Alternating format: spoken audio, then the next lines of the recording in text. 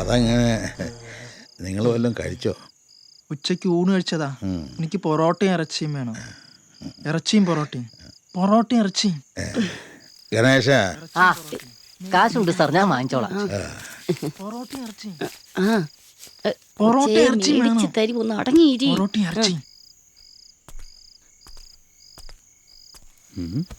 മൂപ്പരുടെ മോനും മോളോ? മേനോൻ എങ്ങനെ ക്രിസ്ത്യാനി മക്കള്? ഇവിടെ പിള്ളേരുണ്ടാക്കാൻ ജാതിയും മതവും തടസ്സമല്ല. ഉണ്ടായ പിള്ളേരുടെ ജാതിയെ പ്രശ്നമാകൂ. ഈ ചങ്ങായിയാളൊരു സസ്പെൻസ് ത്രില്ലനാട്ടോ. എന്താണ് നിങ്ങളുടെ അമ്മച്ചിയുടെ? വീട് വിട്ടിറങ്ങിയ ശേഷം കിടപ്പ് തന്നെയാ. കുര്യാക്കോസ് വീട്ടിൽ നിന്ന് ഇറക്കി വിട്ടില്ലേ?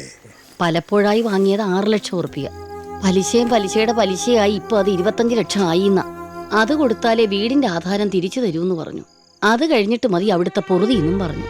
വീട് പൂട്ടി താക്കോലും കൊണ്ടങ്ങ് പോയി ഒരു ദിവസം. പിന്നെ അവിടെ നിൽക്കാനുള്ള നാണക്കേട് കൊണ്ടാ കൂട്ടുപുഴയിലെ മാത്തുപ്പാപ്പന്റെ അവിടേക്ക് പോയത്. ഇപ്പൊ പാപ്പന്റെ ചായക്കടയുടെ ഒരു ഭാഗത്ത് കിടക്കുന്നു. അവിടെ പാത്രം മോറലും കുശിനിപ്പണിയും.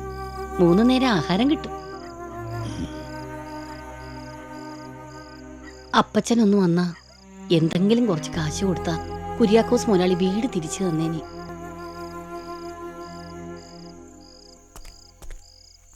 ഞാൻ ഇന്ന് വീട്ടിൽ പോകുന്നില്ല.